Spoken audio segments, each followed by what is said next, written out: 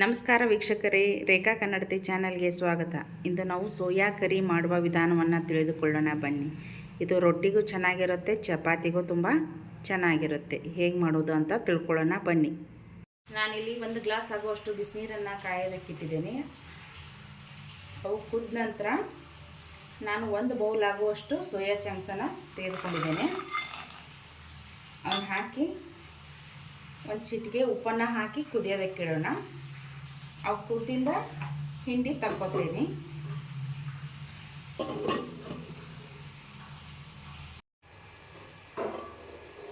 ಇಷ್ಟು ಕುದಿ ಬಂದರೆ ಸಾಕು, ತಕ್ಕೊಂಬಿಡೋಣ. ಈ ನೀರೆಲ್ಲ ಬಸದು ತಕ್ಕೊಳ್ಳೋಣ. ನಾನು ಇಲ್ಲೊಂದು ಸ್ಟ್ರೈನರ್ಗೆ ಹಾಕೋತಾ ಇದ್ದೀನಿ.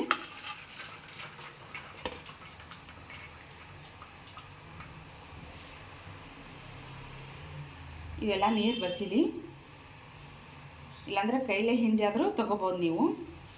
ನಾನಿಲ್ಲಿ ಸ್ಟ್ರೈನರ್ಗೆ ಹಾಕಿ ಬಸಿತಿದ್ದೀನಿ, ಬಿಸಿ ಇದ್ದಾವೆ. 1 ಸ್ಪೂನ್ ಆಗುವಷ್ಟು ಎಣ್ಣೆಯನ್ನು ಹಾಕ್ಕೊಂಡು ಇವನ್ನ ಚೆನ್ನಾಗಿ ಹಿಂಡಿ ತಂದಿದ್ದೀನಿ. ನಾನಿಲ್ಲಿ ಸೇರಿಸ್ಕೊತಾ ಇದ್ದೀನಿ.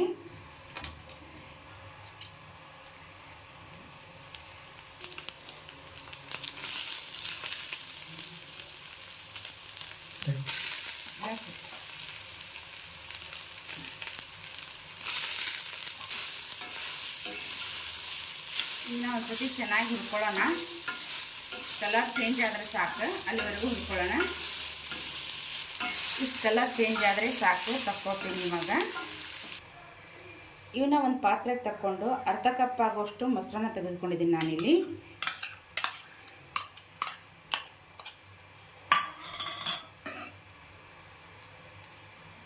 ರುಚಿಗೆ ತಕ್ಕಷ್ಟು ಉಪ್ಪನ್ನು ಸೇರಿಸ್ತಿದ್ದೀನಿ. ಆಗಲೇ ಸ್ವಲ್ಪ ಹಾಕ್ಕೊಂಡಿದ್ದೇವೆ, ನೋಡ್ಕೊಂಡು ಹಾಕ್ಕೊಳ್ಳಿ.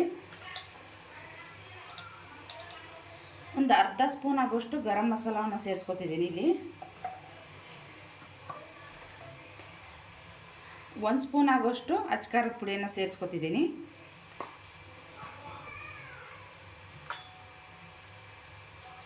ಒಂದು ಚಿಟಿಕೆ ಅರಿಶಿನ. ಇದನ್ನೆಲ್ಲ ಮಿಕ್ಸ್ ಮಾಡಿ ಒಂದು 15 ನಿಮಿಷ ಆದರೂ ಮ್ಯಾರಿನೇಟ್ ಮಾಡಿಟ್ರೆ ಕರಿ ತುಂಬ ಚೆನ್ನಾಗಿ ಬರುತ್ತೆ. ಈ ಥರ ಮ್ಯಾರಿನೇಟ್ ಮಾಡಿಟ್ರೆ ಒಳಗಡೆ ಎಲ್ಲ ಮಸಾಲ ಹೀರ್ಕೊಳ್ಳುತ್ತೆ.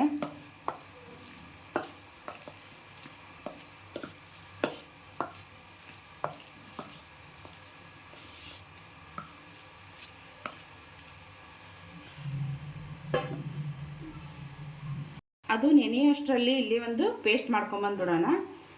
ನಾನು 1-2 ಟೊಮೆಟೊವನ್ನು ತೊಗೊಂಡಿದ್ದೀನಿ. 1 ದೊಡ್ಡ ಗಡ್ಡೆ ಆಗುವಷ್ಟು ಈರುಳ್ಳಿಯನ್ನು ತೆಗೆದುಕೊಂಡಿದ್ದೀನಿ. ಈಗ ಇದನ್ನು ಮಿಕ್ಸಿ ಮಾಡ್ಕೊಂಬರ್ತೀನಿ. ನಾನಿಲ್ಲಿ ಒಲೆ ಮೇಲೆ ಒಂದು ಬಾಣಲೆ ಇಟ್ಕೊಂಡು ಅದಕ್ಕೆ 3 ಸ್ಪೂನ್ ಆಗುವಷ್ಟು ಎಣ್ಣೆಯನ್ನು ಹಾಕ್ಕೊಂಡಿದ್ದೀನಿ. ಎಣ್ಣೆ ಕಾದ ನಂತರ ಸ್ವಲ್ಪ ಬಡೆ ಸೊಪ್ಪನ್ನು ಹಾಕ್ತಿದ್ದೀನಿ. ಅವು ಸಿಡಿತಿದ್ದಾಗೆ ಈರುಳ್ಳಿಯನ್ನು ಸೇರಿಸ್ಕೊತೀನಿ, ಒಂದು ಕಟ್ ಮಾಡಿರುವಂಥದ್ದು.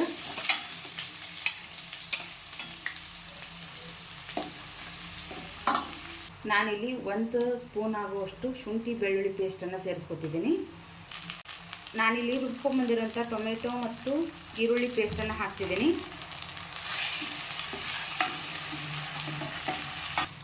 ವಾಸನೆ ಹೋದ ತಕ್ಷಣ ನಾವು ಮ್ಯಾರಿನೇಟ್ ಮಾಡಿರೋಂತಹ ಸೋಯಾ ಚಂಕ್ಸನ್ನು ಹಾಕ್ಕೊಳ್ಳೋಣ.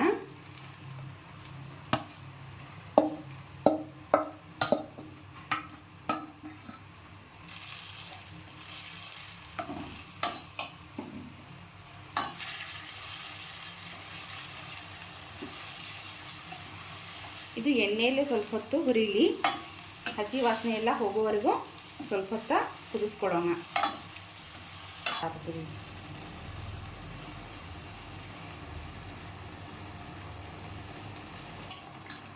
ಇಲ್ಲಿ ಸ್ವಲ್ಪ ನೀರನ್ನು ಸೇರಿಸ್ಕೊತಿದ್ದೀನಿ. ಲಾಸ್ಟಲ್ಲಿ ಸ್ವಲ್ಪ ಉಪ್ಪನ್ನು ಸೇರಿಸ್ಕೊಂಡ್ಬಿಡೋಣ. ನೋಡ್ಕೊಂಡು ಹಾಕಿ.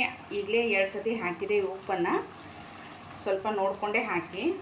ನನಗೆ ಇಲ್ಲಿ ಸ್ವಲ್ಪ ಕಡಿಮೆ ಅನಿಸ್ತಿದೆ, ಅದಕ್ಕೋಸ್ಕರ ಹಾಕ್ತಿದ್ದೀನಿ ನಾನು. ಎಣ್ಣೆ ಬಿಟ್ಕೊತಾ ಬಂದರೆ ಕರಿ ಆದ ಹಾಗೆ. ಇವಾಗ ಗ್ಯಾಸನ್ನು ಬಂದ್ ಮಾಡಿಬಿಡೋಣ.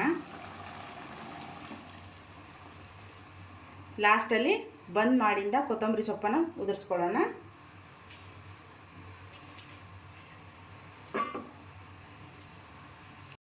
ನಾನಿಲ್ಲಿ ಸೋಯಾ ಕರಿಯನ್ನು ಮಾಡ್ಕೊಂಬಂದಿದ್ದೇನೆ ನೋಡಿ ವೀಕ್ಷಕರೇ. ನೀವು ಒಂದು ಸತಿ ಮನೆಯಲ್ಲಿ ಮಾಡ್ಕೊಳ್ಳಿ, ಹೇಗಿದೆ ಅಂತ ನನಗೆ ಕಾಮೆಂಟಲ್ಲಿ ತಿಳಿಸಿ. ರೇಖಾ ಕನ್ನಡತಿ ಚಾನಲನ್ನು ಸಬ್ಸ್ಕ್ರೈಬ್ ಮಾಡಿ, ಶೇರ್ ಮಾಡಿ, ಲೈಕ್ ಮಾಡಿ, ಕಮೆಂಟ್ ಮಾಡಿ.